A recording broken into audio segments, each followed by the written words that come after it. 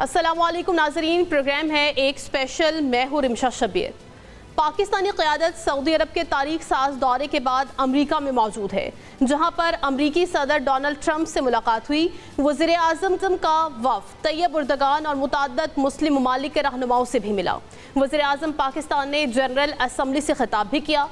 इस सारे दौरे के दौरान वज़ीर आज़म पाकिस्तान और उनकी टीम ने मसला कश्मीर, गज़ा अलमिया, पाकिस्तान में भारतीय दहशतगर्दी, अफ़गानिस्तान, तिजारत और सरमायाकारी पर गुफ्तगू की है।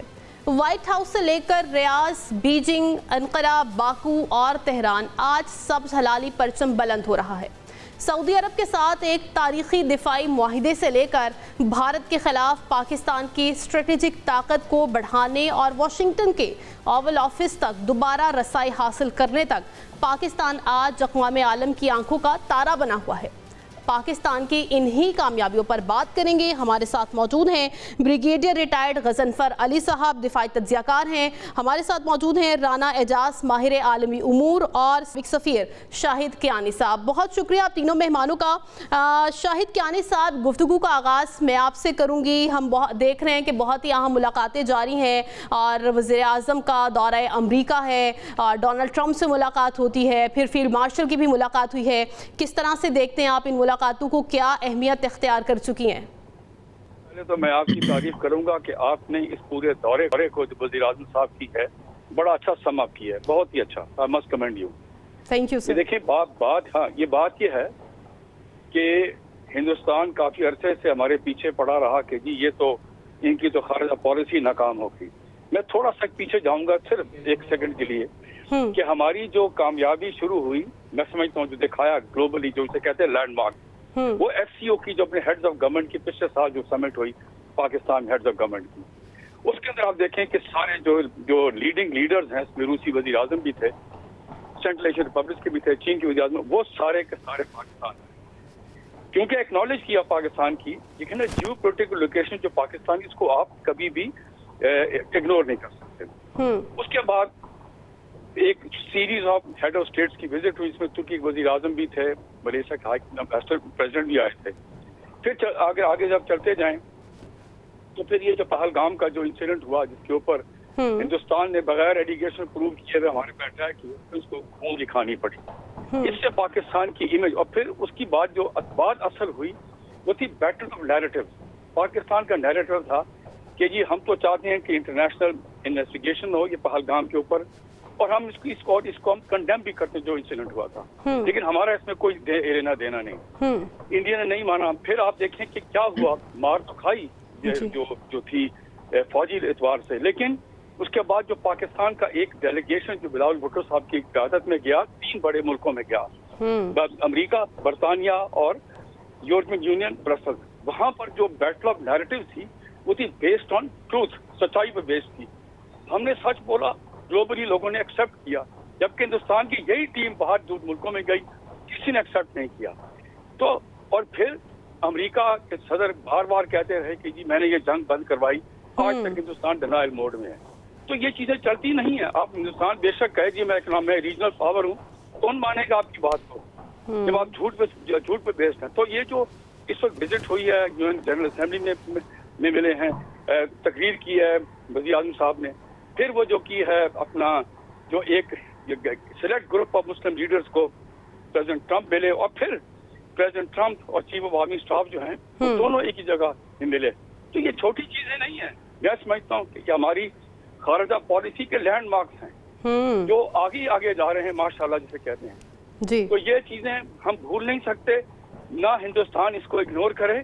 और फिर वो जो सऊदी अरबिया के साथ जो एक डिफेंस माहिदा हुआ, वो तो कमाल का है। मैं बता रहा हूँ आपको, इससे किसी के खिलाफ जंग की तैयारी नहीं कर रहा पाकिस्तान या सऊदी अरबिया। हम सिर्फ दिखाना चाहते हैं कि भाई खित्ते के अंदर पाकिस्तान की क्या अहमियत है।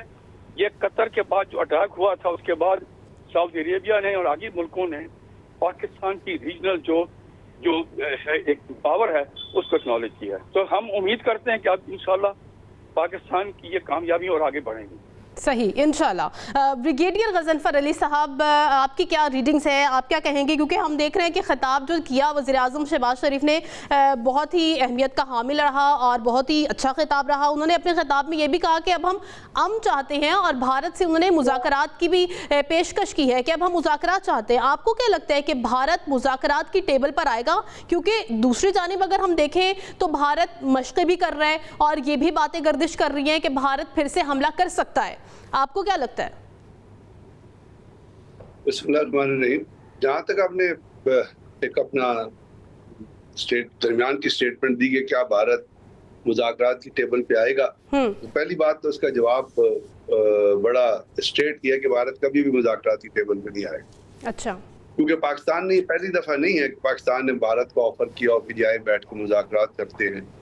जब आपको याद है, अगर आप तारीख को उठा के देखें तो बेताशा पाकिस्तान के ऐसे सेक्रेटरी लेवल मुज़ाकरात भारत के साथ होने थे जो उन्होंने कैंसिल कर दिए। मुज़ाकरा जो हुआ था, जब वो मुज़ाकरा पाकिस्तान और भारत के दरमियान हुआ था 65 वॉर के दरमियान, अपना 65 वॉर के दरमियान प्रेसिडेंट अयूब और शास्त्री के साथ, उससे क्या हुआ था, उससे एक चीज सेटल हो गई थी, एक अमन आ गया था। इसी तरह अगर मुज़ाकरात हुए भुट्टो साहब के साथ और इंदिरा गांधी के दरमियान, तो वहाँ पे हमारे फौजी भी वापस आ गए। एक चीज जो है शिमला माहिदा, उसको हम आज तक रेफर भी करते हैं और उसमें कहा गया था कि कश्मीर हम बैठ के तय करेंगे, लेकिन अगर बैठ के तय ना कर सके तो फिर यूएन के रेजोल्यूशन के मुताबिक जो है डिसाइड होगा। तो पहली बात है कि जब मुज़ाकरात हुए हैं तो उसके अंदर कोई डिविडेंड आए हैं, क्योंकि सेकंड वर्ल्ड वॉर के बाद भी जब जर्मनी तबाह हो गया था, दुनिया तबाह हो गई थी, फिर सारे लोग जो है वो मुज़ाकरात पे ही बैठे थे, फिर ही अमन आया था। लेकिन भारत इस चीज पे बिलीव नहीं करता। खास तौर पे ये जो प्रेजेंट क़यादत है जिसका नाम है नरेंद्र मोदी, और जिसके साथ इतने हाई ग्रेड क्रिमिनल्स बैठे हुए हैं, क्योंकि नरेंद्र मोदी जो है खुद हिटलर और मैसोलिनी से भी गंदा दहशतगर्द है, वो बिलीव ही दहशतगर्दी पे करता है। तो जो लोग मजहब को पॉलिटिक्स के अंदर डाल के दहशतगर्दी के लिए इस्तेमाल करते हैं, वो कभी मुज़ाकरात की टेबल पे नहीं आते। अगर वो मुज़ाकरात की टेबल के आते तो अभी ये यूएन जनरल असेंबली का जो इजलास हो रहा है उसके अंदर कहीं नरेंद्र मोदी आपको नजर तो आता ना, कहीं नजर आया वो आपको? किसी को पता नहीं किस खोली में छुपा है, किस फिल्म के स्टूडियो में छुपा है, कहाँ अपनी कोई रील बना रहा है अगले इलेक्शन के लिए, कहीं नजर नहीं आया। तो बात यह है कि पाकिस्तान ने बारहा ये चीजें कही हैं और अभी भी पाकिस्तान ने लेटेस्ट अभी ताज होटल का जब वाकया हुआ था, आपको याद है, जब भारत ने पाकिस्तान पे इल्जाम लगाया था, उस वक्त भी पाकिस्तान ने कहा था जी इंडिपेंडेंट इंक्वायरी करा ले कि अजमल के साहब हमारा आदमी नहीं है, इसको आपने नेपाल से अगवा किया था और लेके गए थे, और सारा फॉल्स फ्लैग ऑपरेशन था जो इंडियन रॉ ने और मुसैद ने मिलकर कंसीव किया था, जिसके अंदर उन्होंने अपने जो एंटी टेररिस्ट का इंचार्ज था करकारे, जो समझौता एक्सप्रेस में इस कंक्लूजन पे पहुंच गया था कि भारत के जो दहशतगर्द ग्रुप है, हिंदू मिलिटेंट्स इन्वॉल्व हैं समझौता एक्सप्रेस में, सबसे पहले उसको इंडियन फौज ने गोली मार दी थी। तो ये जो चीजें भारत करता है, और पहलगाम का हमला हुआ, पाकिस्तान ने कहा है जी इंडिपेंडेंट इंक्वायरी करा लें, तो क्या वो इंडिपेंडेंट इंक्वायरी पर राजी हुआ? आज तक मुझे आप बता दें कि आप पहलगाम के जो जिनको ये किश्तवाड़ के जंगलों में तलाश करते रहे हैं, जहाँ एनआईए वो इनकी नेशनल इंटेलिजेंस एजेंसी लगी रही है, क्या आज तक कोई शख्स, ये इंडिया में भी सवाल उठ रहा है कि आज तक कोई कल्प्रेट, कोई टेररिस्ट आपने related to Kishtwar, related to Pahalgam arrest किया? एक महादेव ऑपरेशन कर दिया था कि जिसके अंदर जो लोग पकड़े हुए थे उनको 2 को गोली मार दी थी। तो बात यह है कि जब आप अपनी पॉलिसी जो है वो लफ्जी और फिजिकल दहशतगर्दी पे बेस करके बनाएंगे, और आपका जो बैकग्राउंड है और आपका जो पर्सपेक्टिव है उसपे बुचर ऑफ गुजरात की बू आ रही होगी, आपको कनाडा के अंदर थप्पड़ पड़े होंगे, आपको अमेरिका ने वीजा देने से इनकार किया होगा, आपके कतर के अंदर स्पाइंग में जासूस पकड़े गए होंगे, एक फॉरेन कंट्री में, एक सॉवरेन कंट्री में, आपके ईरान के अंदर जो 124 लड़के बंदे पकड़े गए, उसमें 74 भारतीय थे जिनको अब मुख्तलिफ अदालतों में सजाएं दी जा रही हैं। तो आप उस मुल्क से ये तवक्को कर रही हैं कि वो मुज़ाकरात की टेबल पे आएगा? अगर वो मुज़ाकरात की टेबल पे आएगा तो आज सोनम वांगचुक को गिरफ्तार क्यों किया लद्दाख में, जहाँ पे एक प्रोटेस्ट चल रहा है? अब इंडिया में कानपुर में, गुजरात में, दिल्ली, अपना आगरा में, और आई लव मोहम्मद एक शख्स एक उसमें हो गया था, उसके ऊपर हिंदू मुस्लिम फसादात उन्होंने शुरू कर दिए। और वो ये है इनकी पॉलिसी। जिस मुल्कों में लीडरशिप जो है वो नैरो विजन दहशतगर्दी पे मबनी लीडरशिप हो, जो मजहब को तबाह बर्बाद कर, हिंदू मजहब नहीं सिखाता दहशत, दुनिया का कोई मजहब दहशतगर्दी नहीं सिखाता, लेकिन ये जो नरेंद्र मोदी का जो आरएसएस का मजहब है, जो उन्होंने आरएसएस बनाई दहशतगर्दी से और हिटलर और मैसोनी, जिससे बदतरीन रिफ्लेक्शन जो है वो नरेंद्र मोदी है। जब वो बेसी दहशतगर्दी पे पॉलिसी करती हो तो उसमें आप किस तरह ये सोचते हैं कि जी वो मुज़ाकरात की टेबल पे आएगा? उसने यही करना है। और अभी जो वो ऑपरेशन सिंदूर खत्म नहीं हुआ, फलाना नहीं हुआ, अभी वो इंडियन आर्मी चीफ है, वो मुख्तलिफ फॉर्मेशन का दौरा कर रहा है, कह रहा है कि हम रूडरा ब्रिगेड बना रहे हैं, इन्फेंट्री बटालियंस को हम जो वो आर्टिलरी भी दे रहे हैं जी, हम उनको ड्रोन भी दे रहे हैं और हम उनको अपना रीस्ट्रक्चरिंग कर रहे हैं, और उसके बाद फिर हम जो पाकिस्तान के साथ जो है एक महाज कायम करेंगे। यार दुनिया जो है वो अमन की तरफ जाती है। ये तीनों ने एक नई, बिल्कुल ब्रिगेडियर साहब, हमने ये भी देखा कि उनके अपने अंदर से अपने लोगों की भी आवाजें आना शुरू हो गई थी उनके खिलाफ। राना एजाज साहब का रुख करते हैं। राना एजाज साहब, आप कहिएगा, अगर ओवरऑल सिचुएशन की बात की जाए, पाक अमेरिका ताल्लुकात की बात की जाए और इस दौरे की बात की जाए, आप इसको किस तरह से देखते हैं? और अगर इसको माजी से लिंक किया जाए तो ये दौरा माजी की निस्बत अब की बार किस तरह से मुख्तलिफ है? क्योंकि हम देखते आए कि काफ़ी खलिश भी रही है हमारी अमेरिका के साथ या अमेरिका की पाकिस्तान के साथ। अब ये दौरा अमेरिका, फिर भारत एक साइड लाइन पर, और ये मुज़ाकरात, किस तरह से देखते हैं आप इस सबको? कोई शक नहीं इसमें कि पाकिस्तान को इस वक्त बैनुल-अक़वामी सतह पर एक सफारती कामयाबी हासिल हुई है। उसके बहुत से मुहर्रिकात हैं, उन मुहर्रिकात को समझना बहुत ज़रूरी है, क्योंकि इल्म सियासत का तालिब इल्म होने के नाते मैं उन मुहर्रिकात को तारीख़ी और इलाक़ाई मिसालों के हवाले से एक्सप्लेन करना चाहूँगा। और मैं चाहता हूँ कि हमें जो सफारती महाज पर एक कामयाबी हासिल हुई है उससे पूरी कौम को फ़ायदा उठाना चाहिए।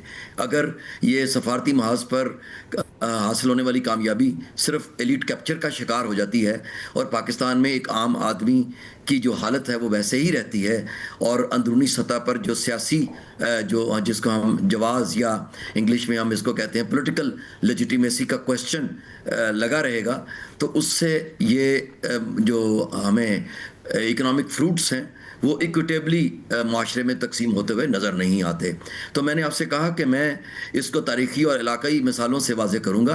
अगर आपको याद हो कि जब मुल्कों के अंदर सियासी जवाज़ या पॉलिटिकल लेजिटिमेसी हुकूमत के पास नहीं होती तो उसको बैनुल-अक़वामी महाज पर हमेशा से जो स्टेटमेंट्स के एतबार से और सफारती सतह पर वो सिर्फ बयानात की हद तक ही कामयाबी मिलती है। जैसे मिस्र में 2013 के बाद जब इख़वानुल मुस्लिमीन की मुंतखब हुकूमत का तख्ता उल्टा गया तो क्या हुआ?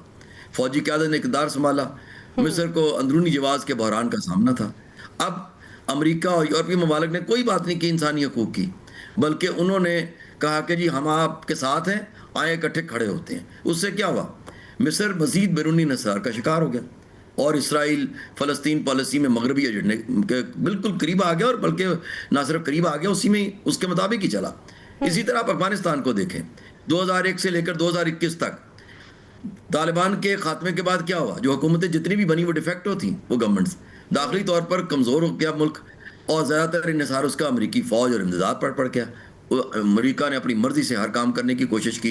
अब जबकि आपने देखा कि थोड़ा सा वहाँ पे एक ऐसी हुकूमत आई है कि जिसको एक पॉलिटिकल लेजिटिमेसी हासिल है, तो बेग्राम के मामले पर वो खड़े हो गए और अमेरिका को उस पर हजीमत का सामना करना पड़ा है। इसी तरह पाकिस्तान में 1977 में जब ज़िया-उल हक आया तो उसको 1979 में जब रशियन इंटरवेंशन हुई तो एक पॉलिटिकल लेजिटिमेसी चाहिए थी, वो उसको मिल गई। उसके अमेरिका ने पाकिस्तान को एज ए प्रॉक्सी इस्तेमाल किया। इसी तरह आप देखें मुशर्रफ ने 1999 में जब टेक ओवर किया, एक मुंतखब हुकूमत को उसने उखाड़ के रख दिया, लेकिन उस वक्त उसको अगेन पॉलिटिकल लेजिटिमेसी का सामना था कि उसको नहीं मिल रही थी। इत्तेफाक से ये हुआ कि 9/11 हुआ, 9/11 के बाद फौरी तौर पे परवेज़ मुशर्रफ जो है वो स्ट्रॉन्ग होना शुरू हो गए। तो लेकिन स्ट्रॉन्ग वो ज़ाहरी तौर पर हुए, अंदरूनी तौर पर वो बिल्कुल खोखले थे। और वही हुआ कि 2008 में जब वो यहाँ से गए पाकिस्तान से, तो ऐसा पाकिस्तान छोड़कर गए कि जिससे पाकिस्तान के अंदर मज़ीद इंतशार, मज़ीद मुआशी बदहाली, मज़ीद सियासी नापायदारी कायम रही, और वो आज तक खैर से चल रही है हमारी इन्हीं पॉलिसीज़ की वजह से, कि जिस पर हम सिर्फ फौरी तौर पे ये बना के बैठ जाते हैं कि हम बहुत कामयाब हो गए हैं, जबकि हम ये नहीं देखते कि ये शॉर्ट टर्म फ़ायदे मुल्क के लिए बड़े नुकसानदेह होते हैं। हमें यकीनी तौर पे इस वक्त पाकिस्तान ने ना सिर्फ पहलगाम के जो बाद जो कामयाबी बैनुल-अक़वामी सतह पर हासिल की, वो कोई छोटी कामयाबी नहीं है। आपने एक ही वक्त में रूस, अमेरिका, फ्रांस, यानी आप देखें यूरोप को भी आपने पूरा, और आपके अपने जो इंडिया जो है उसको तो बेपनाह जिल्लत का सामना करना पड़ रहा है इस वक्त पूरी दुनिया में। हत्ता कि उन्होंने आप देखें कि क्रिकेट को किस तरह से बदनाम करके रख दिया, अपनी उस जिल्लत को बचाने के लिए, उस जिल्लत का, उस रुसवाई को ख़त्म करने के लिए वो इतनी बात से चिढ़ जाते हैं कि अगर कोई सेलिब्रेट करता है बल्ला उठा के या कोई हाथों से इशारा करता है तो वो इस पर भी ICC के पास शिकायत पर चले जाते हैं, हालांकि वो खुद बेईमान लोग हैं और बेईमानी करते हैं। तो मेरा मतलब सिर्फ ये कहने का है कि हम सफारती महाज पर यकीनन कामयाब हैं, लेकिन अल्लाह करे कि ये सफारती कामयाबी आम आदमी के हक में भी बेहतर हो। ये ना हो जाए कि ये सफारती कामयाबी बिल्कुल उसी तरह जिस तरह पहले माजी में होता रहा कि सिर्फ हुकूमती ईवानों तक ही रही, और उन हुकूमती ईवानों ने उस निज़ाम को शॉर्ट टर्म बुनियादों पर तो चलाने की कोशिश की, लेकिन लॉन्ग टर्म बुनियादों पर इसको चलाया नहीं गया। अब ये कहा जा रहा है कि जी ये जो पाकिस्तान सऊदी अरब जो है एक म्यूचुअल डिफेंस पैक्ट हुआ है, ये बहुत फ़ायदे का यकीनन, लेकिन फिर वही सवाल उठेगा कि क्या हम नहीं देखते कि जो 11 रियासतों ने यूरोप की ये इस हवाले से कहा कि हम फ़लस्तीन को रियासत मान रहे हैं, तो उससे एक लेजिटिमेट केस तैयार हो गया है पाकिस्तान और सऊदी अरब और इस तरह दूसरी मुस्लिम रियासतों के लिए कि जी आप भी इजराइल को तकसीम करें। तो हम उस तरफ जा रहे हैं जो कि मैं ज़ाती तौर पे एज ए सियासियात का जो मैं तालिब इल्म हूँ उसके हवाले से मैं तो हमेशा ये समझता रहा हूँ और अभी भी समझता हूँ कि इसराइल के साथ हमें डिप्लोमेटिक सफारती ताल्लुकात करने चाहिए ताकि हम उस मुल्क को ये समझा सकें कि मुसलमानों का मुतमईन नज़र क्या है दुनिया में, क्योंकि इंडिया मुसलमान नहीं है, अमेरिका मुसलमान नहीं है, चीन मुसलमान नहीं है, हमने अपने कौमी मफादात की खातिर ही उनसे दोस्ती कर रखी है। हमें इसराइल से भी अगर कोई सफारती बुनियादों पर ताल्लुकात उस्तवार करने के लिए ठीक है बात बनती है तो उसको नेगेटिवली नहीं देखना चाहिए। अब देखना यह है कि ये जो ताल्लुकात हैं क्या ये लॉन्ग टर्म रिलेशन में बदल सकते हैं। नाज़रीन, गुफ्तगू के सिलसिले को भी आगे बढ़ाएंगे और वज़ीर आज़म शहबाज शरीफ ने अपने दौरे में मज़ीद भी गुफ्तगू की है, जैसे कि मसला कश्मीर पर बात की है, गज़ा अलमिया पर बात की है, तिजारत पर और अफगानिस्तान के मामले पर, इसको भी आगे लेकर चलेंगे, लेकिन एक ब्रेक के बाद। वेलकम बैक नाजरीन, गुफ्तगू के सिलसिले को आगे बढ़ाएं। बात हो रही है दौरा अमेरिका की वज़ीर आज़म शहबाज शरीफ की, और भारत जो है साइड लाइन पर लगा हुआ है। ब्रेक से पहले बात कर रहे थे राना एजाज साहब और कह रहे थे, लिंक कर रहे थे माजी से कि जो हमारे ताल्लुकात रहे हैं अमेरिका के साथ, कहीं ना कहीं अमेरिका को इससे फ़ायदा था। शाहिद कियानी साहब से पूछ लेते हैं। शाहिद साहब, आपको क्या लगता है कि अब भी कोई अमेरिका को फ़ायदा है या ये जो रिलेशन है लॉन्ग टर्म रिलेशन चल सकता है? मैं जरा एक बात पे मैं इत्तेफाक नहीं करूंगा जी। जहां तक बात है, मैं खुद भी समझता हूं कि जी प्राइम मिनिस्टर मोदी जो हैं वो पाकिस्तान के साथ बात करने के लिए तैयार नहीं है। मैं आज की बात करूंगा जी, लेकिन मैं बता दूं कि जब हमसाया मुल्क और जिनकी ताल्लुकात इस 10 साल में कोई अच्छे ना रहे हों, वो कोएग्जिस्ट नहीं कर सकते पीसफुल जब तक वो बातचीत ना करें। मैं ये समझता हूँ कि ये चैप्टर क्लोज नहीं हुआ। अच्छा, कोई वक्त आएगा जिस वक्त खुद हिंदुस्तान कहेगा कि मैं बातचीत करने के लिए तैयार। ये बिहाइंड द सीन्स बड़े काम होते हैं, एक तो चीज। नंबर 2, मैं राना एजाज साहब से एग्री करता हूँ, उस पे बारे में बताता हूँ आपको कि 2 चीजें, अमेरिका के साथ ये जो भी मिनरल्स की जो एग्रीमेंट हुई है, या अमेरिका के साथ ताल्लुकात बेहतर हुए हैं, या जो डिफेंस पैक्ट सऊदी अरब का हुआ है, मैं बिल्कुल इत्तेफाक इनसे करता हूँ कि आम आदमी को इससे फायदा पहुँचना चाहिए। देखिए ना, अगर आम आदमी को इससे फायदा नहीं पहुँचता, मिसाल के तौर पर इन्वेस्टमेंट होती है या ट्रेड बढ़ती है, या आपकी जो सऊदी अरेबिया में हमारी सबसे बड़ी जो एक्सपैट्रिएट वहाँ रहते हैं उनके हालात बेहतर होते हैं, या हमें और एम्प्लॉयमेंट देते हैं, तो ये चीज़ें, या अभी जो ऑयल रिफाइनरी लगाता सऊदी में लगानी थी वो लगाता है, या अमेरिका जो मिनरल की इन्वेस्टमेंट करता है, इससे आम आदमी में की या हमारी इकॉनमी जो बेहतर होती है, इस पर फिर आम आदमी को फायदा पहुँचता है। एब्सोल्युटली मैं ये समझता हूँ कि ये ज़रूरी है, सिर्फ कागजों पर ना रह जाए, आम आदमी को इन दोनों ताल्लुकात बेहतर होने से उसको फायदा पहुंचना चाहिए। ये बहुत इंपॉर्टेंट लॉन्ग टर्म में। सही, ठीक है। प्रोग्राम में हमें ज्वाइन किया प्रोफेसर आमिना महमूद, माहिर आलमी उमूर हैं। बहुत शुक्रिया आमिना महमूद साहिबा आपका। पाक अमेरिका के जो ताल्लुकात हैं, जो दौरा अमरीका है, उसके पर गुफ्तगू जारी है और हम देख रहे हैं कि काफ़ी अहमियत का हामिल ये दौरा रहा है, और जो वज़ीर आज़म शहबाज शरीफ की जानिब से ख़िताब भी किया गया है वो भी काफ़ी अहमियत इख्तियार कर चुका है। अब इस दौरे के दौरान वज़ीर आज़म शहबाज शरीफ ने काफ़ी उमूर पर गुफ्तगू की है, बहुत से टॉपिक डिस्कस किए हैं। अगर गज़ा अलमिया की बात की जाए तो अब आप गजा की सूरत हाल, गजा के मामलात किस तरफ जाते हुए देख रहे हैं? बहुत बहुत शुक्रिया फॉर हैविंग मी हियर। जो गजा के मामलात हैं वो तो भी स्टैंड स्टिल पे ही हैं, लेकिन दुनिया में बड़ी डेवलपमेंट्स हो गई हैं। हमने देखा कि जो मगरबी दुनिया है वहाँ पे भी थोड़ा थोड़ा सा रियलाइजेशन शुरू हो गई है। दो मैं उसको एक सिर्फ लिप सर्विस ही समझ रही हूँ, लेकिन इसके बावजूद भी जो उसको उन्होंने फ़लस्तीन को तस्लीम करने का ऐलान किया है और जिस तरह से नेतन्याहू साहब उसको रिजेंटमेंट शो कर रहे हैं, उससे ये हमें पता चलता है कि ये आइंदा दिनों में इसकी अहमियत बड़ी ज़्यादा बढ़ जाएगी। दूसरी जिस तरह से वो फूड का फ्लोटिला जा रहा था और उसके ऊपर फ़लस्तीन के पास वो जब एंटर हो रहा था और जिस तरह से इजराइल ने उसके ऊपर अटैक किए हैं और चल रहा है अभी ये सिलसिला, तो उससे हमें ये पता चलता है और दुनिया उसको डिफेंड करने के लिए उनके साथ जा रही है। तो हमें लगता है कि गजा का मसला कुछ ना कुछ एटलीस्ट सीज फायर की तरफ तो जरूर जाएगा, जंग रोकने की तरफ तो जरूर जाएगा, लेकिन अभी जो 2 स्टेट सोल्यूशन है वो इटसेल्फ अभी क्वेश्चनड है और मुझे नहीं लगता कि वो फौरन रिजॉल्व हो सकेगा, क्योंकि जो मगरबी ममालिक हैं वो फ़लस्तीन को तस्लीम करने की तो बात करते हैं, 2 स्टेट सोल्यूशंस की तो बात करते हैं, लेकिन ये कि उसके खदोखाल क्या होंगे, क्या उनकी अलहदा गवर्नमेंट होगी, उनकी फौज होगी जो फ़लस्तीन को डिफेंड कर सकेगी, इसके ऊपर कोई बात नहीं करता। और जब तक वो इतनी स्ट्रॉन्ग स्टेट नहीं बनते कि उनकी अपनी फौज बन जाए, तब तक वो इजराइल को रेजिस्ट नहीं कर सकते। फिर आपने देखा है कि जो मुसलमान ममालिक हैं वो भी अपने आप को डिफेंड करने के लिए तो तैयार हैं, लेकिन अभी तक जो अभी OIC की रीसेंट स्टेटमेंट आई थी उसमें गजा के लिए वो एक लिप सर्विस ही थी एज यूजुअल ना। उन्होंने ये नहीं कहा कि अभी बना लेते हैं, अभी रोकते हैं। कतर पे हमले को तो वो रिजेंटमेंट शो कर रहे थे इसलिए कि कतर के बाद उनकी भी बारी आ सकती है, लेकिन गजा के मुतालिक उनका एज यूजुअल स्टांस था। तो मुझे लगता है कि गजा के मसले पे जब तक मुस्लिम उम्मा खुद सीरियस नहीं होती, बाकी दुनिया से कोई बहुत ज्यादा उम्मीद नहीं रखनी चाहिए। सही। ब्रिगेडियर साहब, आप कहिएगा कि क्या ये जो सऊदी अरब और पाकिस्तान का मुआहिदा हुआ है इसके बाद अमेरिका इसराइल को खुद से दूर करने की कोशिश कर रहा है? नहीं, अमेरिका कभी अपने आप को इजराइल से दूर नहीं कर सकता।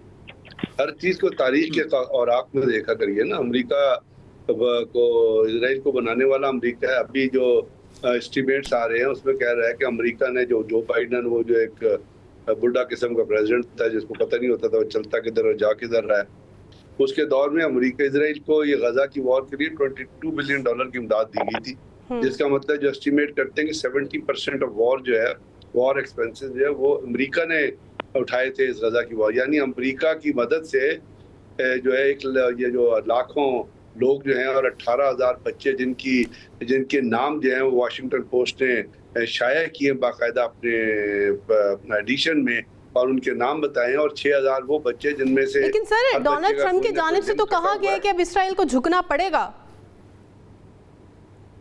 कहा तो गया है, लेकिन इनके स्टेट लेवल पे जो ताल्लुकात हैं वो कह तो बहुत कुछ रहे हैं, लेकिन आप मुझे ये बताइए कि ICJ ने नेतन्याहू को इंटरनेशनल क्रिमिनल कहा है, जेनोसाइडर कहा है, तो उसके साथ तो खड़ा होकर डोनाल्ड ट्रंप तस्वीरें खिंचाता है, और जब आता है तो उससे आके मिलता है। और मार्को रूबियो अभी गया हुआ था, और मार्को रूबियो जब गया था और जब मार्को रूबियो की और नेतन्याहू की प्रेस कॉन्फ्रेंस हुई है तो उसमें नेतन्याहू ने क्या कहा कि हम हमास की लीडरशिप को हर जगह मारेंगे। अगर वो चाइना को उसने कहा कि जी चाइना ने इन सबको स्पॉन्सर किया है, अगर चाइना जाना पड़ा तो उधर भी मारेंगे। अब ये मार्को रूबियो किसका रिप्रेजेंटेटिव है? अमेरिकन गवर्नमेंट का रिप्रेजेंटेटिव। तो ये तो कभी हो नहीं सकता। उन्होंने अब जो गाजा की बात कर रहे हैं आप कि जी 2 स्टेट सोल्यूशन होगा, तो एक तो स्टेट इजराइल है, वो जिस तरह फलस्तीनियों को मारे जा रहा है, तो दूसरी स्टेट कौन सी होगी? एक फलस्तीनी बचेगा मेरा ख्याल, जिस तरह उनकी कोशिश है कि जेनोसाइड करके पूरे वेस्ट बैंक गाजा और उसको जो है वो बराबर कर दिया जाए। और इससे पहले ट्रंप एक फार्मूला पहले ही दे चुका है कि वहाँ पर रिजॉर्ट बनाएंगे, उसको पिकनिक के लिए बनाएंगे। तो अभी सारी ये चीजें जो एम्बिगुअस एक शराउडेड है। जो कॉन्फ्रेंस हुई है जहाँ पे तो ब्रिगेडियर साहब, क्या पाकिस्तान को मोहतात रहने की जरूरत है अमेरिका से? पाकिस्तान को तो अपने देखिए, मोहतात कोई लफ्ज नहीं होता। पाकिस्तान को अपने नेशनल इंटरेस्ट के मुताबिक चीज़ों को आगे डेवलप करना है, क्योंकि पुरानी तारीख ये बताती है कि हम उनके दोस्त रहे हैं, but we have been the most sanctioned country. और अभी जो भी कुछ है, जैसे अभी जहाज साहब ने कहा था कि जो कुछ डेवलप हो रहा है ना, इसके अंदर पाकिस्तान का तो रोल है ही, लेकिन इसमें जो बैनुल अक़वामी तनाज़ुरात जो है ना, बैनुल अक़वामी जो इस वक्त पोजीशन है, जिसमें आप देख रही हैं कि दुनिया जो है यूनिपोलर नहीं है, इट हैज बिकम मल्टीपोलर। और एससीओ में प्रेसिडेंट चाइना ने कहा था कि हम मल्टीलैटरलिज्म पे बिलीव करते हैं and we will go for global governance. तो अब ये जो चीजें उठ के आ रही हैं, इसमें बहुत सारे हालात ऐसे हैं जिसमें पाकिस्तान में, ये तो नहीं कहूंगा कि कोई अमेरिका के बराबर या, लेकिन पाकिस्तान ने भी अपना एक रोल दिखाया है, अपनी माइट को जो है वो दुनिया से मरवाया है। अब यहाँ पे बात यह है कि ये बहुत सही बात में सोचना ये है कि जिस वक्त पाकिस्तान के अंदर आपका पॉलिटिकल गवर्नेंस सिस्टम स्टेबल नहीं होता, आपके यहाँ पॉलिटिकल कन्फ्रंटेशन खत्म नहीं होती, उस वक्त आप बाहर की तकरीरों से और बाहर सही, ठीक है सर, आपका पॉइंट आगे। ब्रिगेडियर साहब, राना एजाज साहब का रुख करते हैं। एजाज साहब, क्या लगता है आपको कि अमेरिका भारत से क्यों दूर हो रहा है? और हम देख रहे हैं कि वो एक साइड लाइन पर लगा हुआ है, खुड्डे लाइन लगा हुआ है, और टैरिफ पर टैरिफ भी बढ़ाया जा रहा है अमेरिका की जानिब से। बिल्कुल भी नहीं दूर हो रहा अमेरिका भारत से, ये कभी भी नहीं हो सकता। अमेरिका अपने नेशनल इंटरेस्ट देखता है, उसको जो अच्छा लगता है वो उस तरह से करता है। जो अमेरिका ने टैरिफ लगाए हैं इंडिया के ऊपर, अगर आपको वही लगता है कि वो ऐसे ही लगा दिए, वो दिखाया किसी और को है और कार कुछ वो और रहे हैं। अच्छा। उनका ख्याल था कि ऐसा करने से चाइना खौफजदा हो जाएगा और या इसके अलावा दूसरे ममालिक भी डर जाएंगे, ऐसा नहीं हुआ। लेकिन उससे फ़ायदा पाकिस्तान को उठाना चाहिए और पाकिस्तान किसी हद तक उससे फ़ायदा उठा भी रहा है। मैं नहीं समझता कि अमेरिका कभी भी दूसरी बड़ी मुआशी मार्केट से, मुआशी मंडी से दूर हो सकता है। उसके अपने नेशनल इंटरेस्ट इसी में ही है, लेकिन इंडिया की औकात कोई नहीं है कि वो अमेरिका को आंखें दिखा सके इस वक्त। तो इसलिए वो इस बात का फ़ायदा उठा रहा है अमेरिका जो है। और वो अगर आप देखें कि अगर चाइना एक तरफ कह रहा है कि मैं मल्टीलेटरलिज्म की तरफ बढ़ रहा हूँ, तो जब कल जो इसने ट्रंप ने स्टेटमेंट दी है, वो कहता है कि नहीं, मैं मल्टीलेटरलिज्म की तरफ नहीं, मैं बाइलेटरलिज्म की तरफ जा रहा हूँ। ये वो बात है कि अमेरिकन हमेशा अपनी बात को डिक्टेट करवाना चाहते हैं। ऐसे माहौल में जब तक आप मुआशी तौर पर मजबूत नहीं होते या आप पॉलिटिकल विजडम के साथ नहीं चलते, देखें डिफेक्टो गवर्नमेंट दुनिया में होती है, लेकिन आप अपने फ़ायदे के लिए एक अच्छा, एक ऐसा निज़ाम बना लेते हैं अपने मुल्क के अंदर कि जिससे बेहतरी की तरफ हालात जाते हैं। इस वक्त पाकिस्तान की हुकूमत को चाहिए कि वो हर सूरत में जो एकेडमिया है उसके थिंक टैंक से बात करें और प्रोफेसर्स को, जो पॉलिटिकल साइंस के जो माहिर हैं, उनको शामिल करके इस हालात में किस तरह से हम फ़ायदा उठा सकते हैं, इससे जो है वो यकीनन उनको मदद लेनी चाहिए। लेकिन बदकिस्मती से हमारे यहाँ पता नहीं पॉलिसी मेकर्स किस तरह से सोचते हैं, वो कभी भी एकेडमिया से या थिंक टैंक से मशवरा नहीं लेते पॉलिसी मेकिंग में। पूरी दुनिया में जितने कामयाब मुल्क हैं या जितने मुल्कों को आप आइडियलाइज करते हैं, दरअसल वो सारा का सारा पॉलिसी मेकिंग में अपने से और अपने ब्रेक के बाद गुफ्तगू के सिलसिले को आगे बढ़ा लेते हैं। ब्रेक वक्त हुआ है, ब्रेक के बाद मजीद भी बात करेंगे। Stay with us.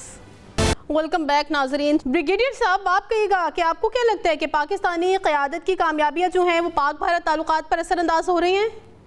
नहीं, पाक भारत के ताल्लुकात इन कामयाबियों से पहले भी ऐसे ही थे। ये तो कामयाबियां आप इस वक्त देख रहे हैं, जो पाकिस्तान की रेलेवेंस आपको, या पाकिस्तान की जो स्ट्रेंथ या पाकिस्तान की स्टैंडिंग सिर्फ रीजनल लेवल पे नहीं बल्कि ग्लोबल लेवल पे भी आपको नजर आ रही है।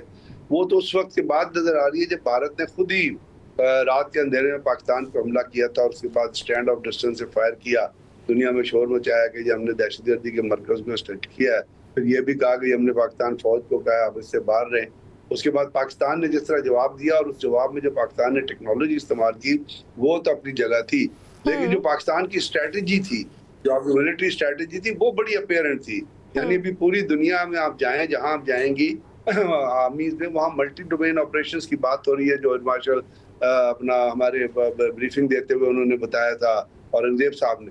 तो वो जो हमने पाकिस्तान ने जो स्ट्रेंथ इस्तेमाल की, उससे पहले भी पाकिस्तान, बल्कि वो भारत ने पाकिस्तान को किस जगह, ऐसी जगह है जहाँ पे उसने पाकिस्तान के खिलाफ बात न, जब से नरेंद्र मोदी आया है, जब से वो पावर में आया है, आप देखिए पाकिस्तान भारत की तरफ में स्पोर्ट्स रुकी हुई है। यानी स्पोर्ट्स का ग्राउंड तो ऐसा होता है ना, जहाँ पे अपना cricket is a game of gentleman. अगर आप वहाँ भी नफरत के बीज बोए, आप अपने लोगों को डायरेक्ट करें कि वहाँ जब नफरत और हेट्रेड की बातें करो, तो फिर ताल्लुकात तो इससे पहले भी इससे वो वर्स्ट थे, अभी वो और वर्स्ट हो गए हैं। और इसीलिए मैं कहता हूँ कि पाकिस्तान को इस तमाम चीज़ों में अपना इंटरेस्ट जो है वो पहचान के आगे चलने की। हम बहुत अमेरिका से बातचीत का बहुत चर्चा तो कर रहे हैं, लेकिन याद रखिएगा कि हमारे चाइना से भी बड़े क्लोज ताल्लुकात हैं। ब्रिगेडियर साहब, नवंबर में इंतखाबात भी हैं, तो क्या भारत की जानिब से कोई एडवेंचर किया जा सकता है?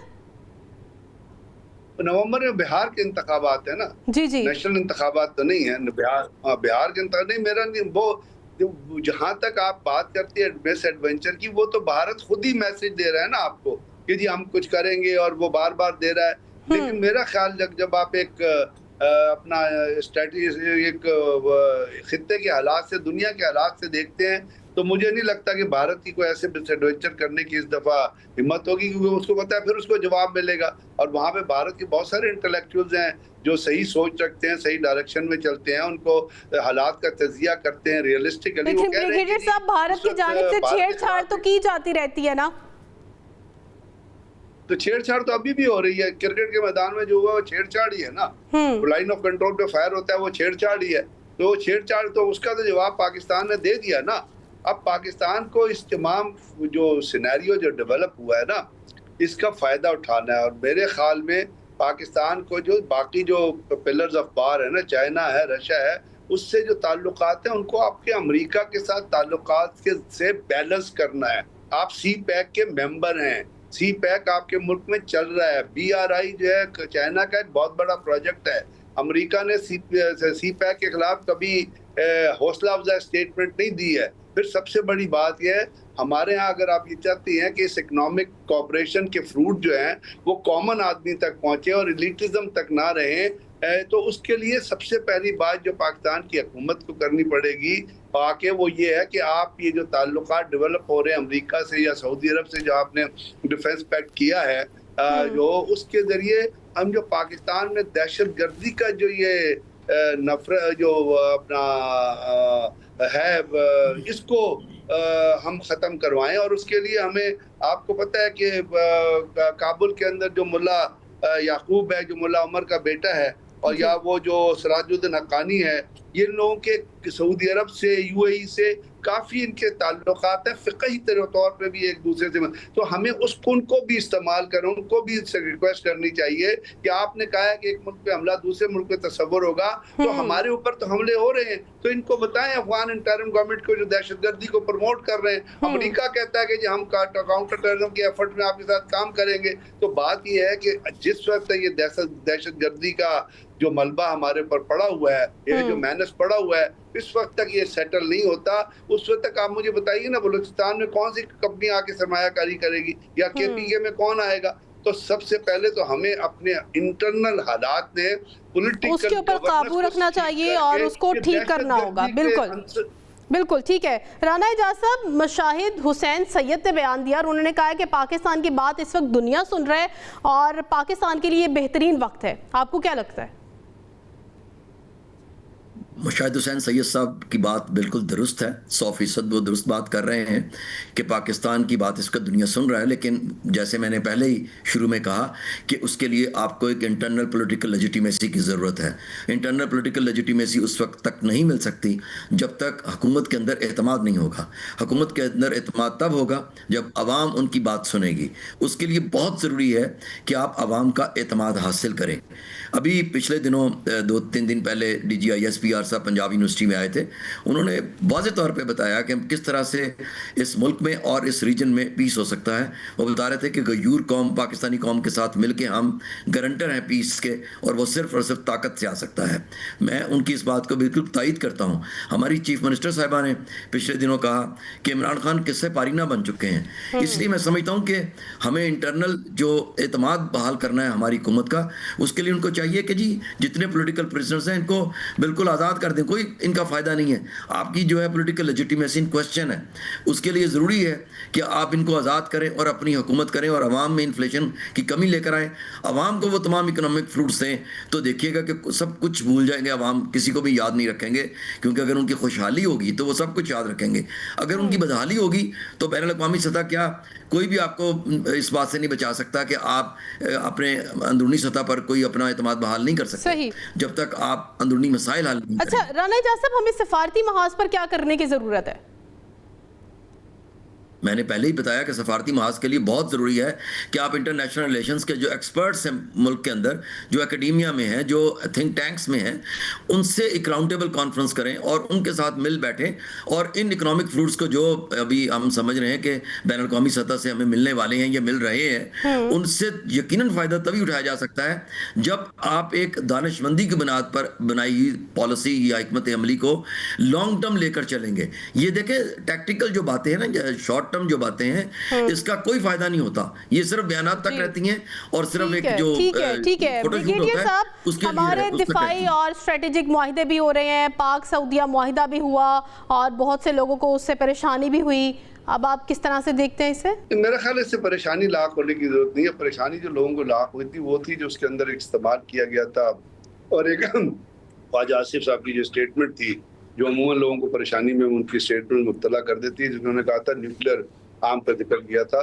तो याद रखिएगा पाकिस्तान ने सऊदीया से माहिदा तो किया, लेकिन पाकिस्तान दुनिया में कोई न्यूक्लियर आर्म्स के हिसाब से, न्यूक्लियर स्ट्रेटेजी के हिसाब से कुछ माहिदों में पहले ही पाबंद हुआ है। तो हमारे यहाँ हमने जो सऊदी अरब से जो माहिदा किया है उसमें आपकी कन्वेंशनल डेटरेंट ही काफ़ी है सऊदी अरब के साथ चीज़ों को लेके चलने के लिए, और सऊदी अरब से हमारे बहुत पुराने ताल्लुकात हैं, हर फील्ड में ताल्लुकात हैं, और वो ताल्लुकात का बेहतरीन फ़ायदा जो है वो उसी वक्त उठाएंगे जब आपके दरमियान, देखिए बहुत सारे ऐसे रिसर्च प्रोडक्ट्स हैं पाकिस्तान में जो नेवी में, आर्मी में, डिफेंस सर्विसेज में या इवन सिविल में, एग्रीकल्चर में, बाकी डिपार्टमेंट में चल रहे होते हैं, लेकिन वो लैक ऑफ फंड्स की वजह से रास्ते में रुक जाते हैं।